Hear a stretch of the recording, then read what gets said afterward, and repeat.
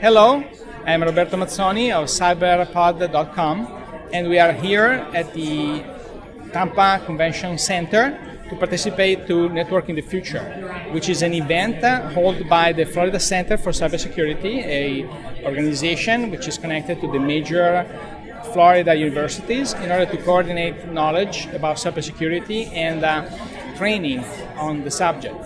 Here at the convention, we have many vendors which are displaying their offerings and their technology, their training, their products.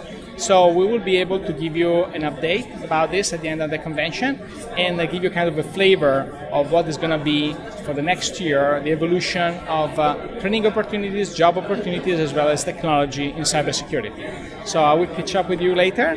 Roberto Mazzoni from CyberPod.com.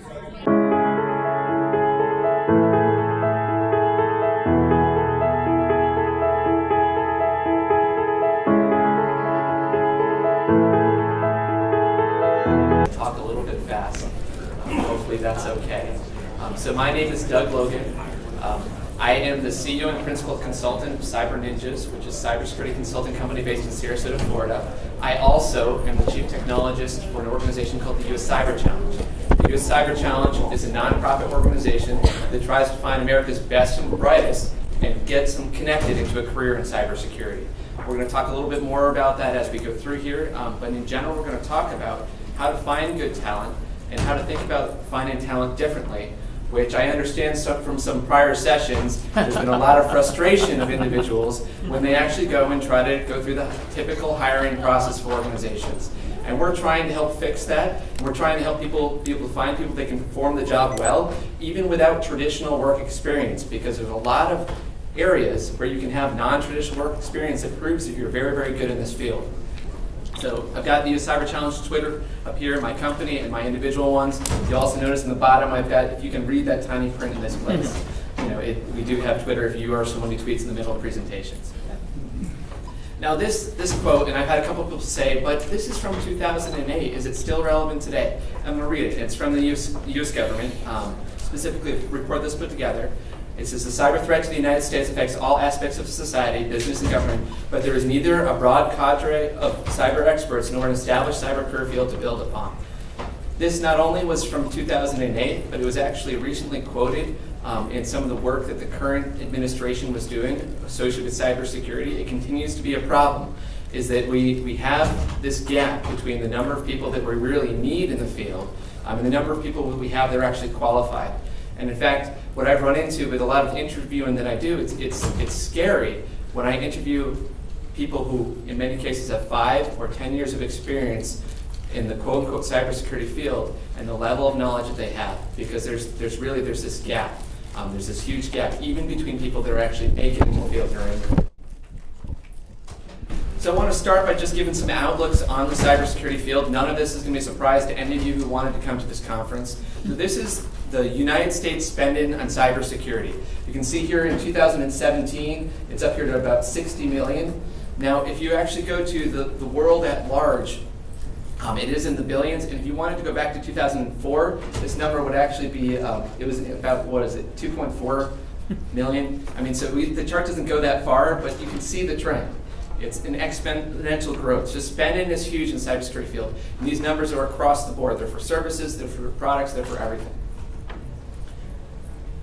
Now here, if you've never taken a look at the Data is Beautiful representation of data breaches, it is a really neat thing. And actually every breach that happens, this data I have up here on the screen, I've taken their data and I've recategorized it slightly, and it's not current for 2017.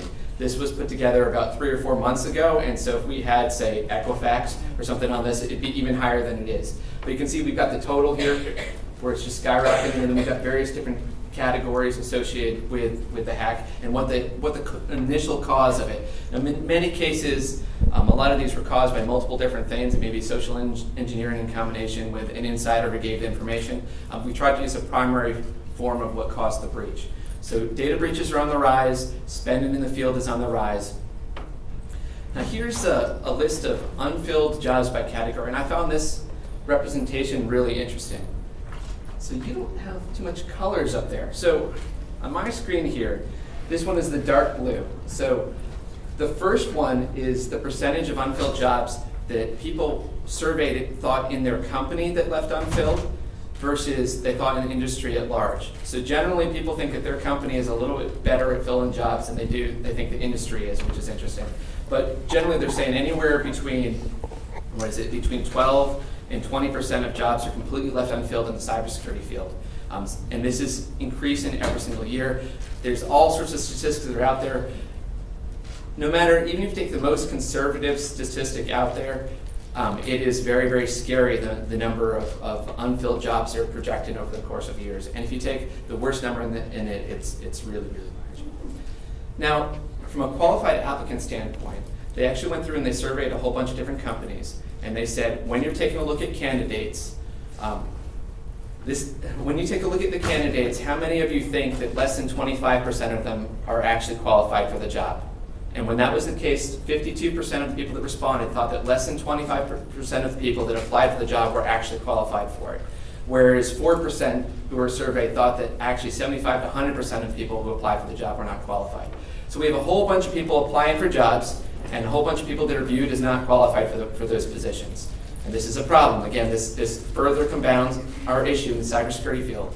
We have a lot of money being spent on it. We have a really high need, a lot of open jobs, but we also have a whole bunch of people applying for jobs that are not currently viewed as being qualified for the positions that they're actually applying for.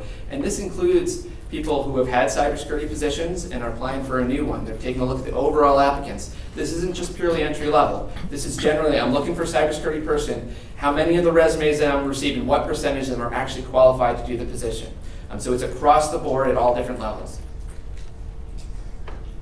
Now, some of the key factors that they find when they're interviewing is why is it that people aren't qualified? The first thing that they say is a gap in the cybersecurity field is the ability to understand the business. 72% of respondents actually said that that was a gap in the cybersecurity field. The second one, 46% said that the issue was actually technical skills, and the last one was actually communication. It was the top three, which has 42%. So we've got ability to understand the business, we've got technical skills, and we've got communication. And we're going to talk about the importance of those and ways to develop those in order to fill this gap up. And we already talked about this already. There is no standardized way to validate cybersecurity skills. Is one of the biggest issues we have in the field. When you run into in a doctor's program, there is a standard process that you go through to become a doctor.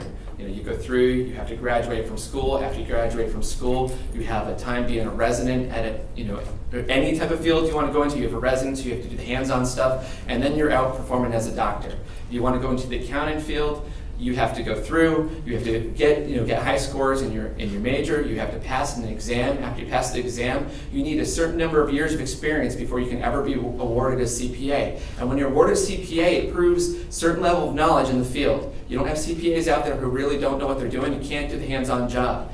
Really, if you have your CPA, it has proven you can do the hands-on job. When you're talking the cybersecurity field, you have a whole bunch of different certifications that are out there, but I've met CISSPs all of the time that really don't know what they're doing. I've met plenty that do know what they're doing. I'm not knocking the cert. It's actually one of my favorite certifications. ISC Squared is doing an awesome job with that. But you can't go and interview a candidate and say, hey, they have this certificate. I know they can do the job. The one possible exception is a new cert. Who's heard of the OSCP? Okay, OSCP is an awesome cert. You have to do hands-on stuff. So you can have some reasonable assurance the person can actually do some level of penetration testing if they have the OSCP, but that is the only sort of I can give you where I can say that's the case. Even the SANS training, and SANS training is amazing. It's some of the best training in the industry. I would even argue that SANS training is probably better than what offensive security is putting together by a long shot, but there's the process by which they certify people is not necessarily requiring that hands-on knowledge. And so it's very important that our certification bodies over time actually get to more requirement of these hands-on, and they're making that transition. But that's not what we're going to talk a lot about today. So we need to get people in the cybersecurity career. One of the ways that I highly recommend that is in competitions in general, and there are a number of them that are actually out there. But first, why competitions? So it attracts anyone to learn the subject, people of all ages. It is not something, I like to compete in things. I know people with a lot more white hair than I have, that like to compete in things. It draws people in of all ages in who really have a passion to learn. And what I found, the one characteristic, what makes a good employee in the cybersecurity field is the passion to learn above anything else. If they have a passion to learn in some other area and I can convince them that cybersecurity is a good place to be, they're going to be successful in it. Because the thing about the cybersecurity field is that you have to continue to learn every single day. You have to be excited by that. You have to be encouraged by that. Where we are doing application assessments, the more that I learn about any web technology that exists out there, the better I'm going to be at my job. And it's a beautiful thing, and it's fun to me. How many careers can you actually come in every single day, and it is in your best interest to learn something new and to learn the latest and the greatest? That is a beautiful thing about the cybersecurity field, and competitions automatically find those individuals that are attracted by that. It does also encourage teamwork and building. One of the big problems we run into with IT professionals in general is that they tend to be more loners. They tend to work by themselves. They tend to like to code by themselves or whatever it is they do. But when you get into the workplace, it's extremely important that they work in a collaborative environment in order to solve problems. In order to be a successful team for Capture the Flags or other competitions, you have to work as a team. You have to utilize each other's expertise. You have to communicate effectively. I've actually, I've put on a few CTS before, and it's really funny sometimes to go walk around and you'll see several people sitting there and they'll be banging away at the same exact challenge. And I'll look at one person's screen and then I'll look at the other person's screen. I'm like, if you talk together, you probably have the answer right now. And that is one of the challenges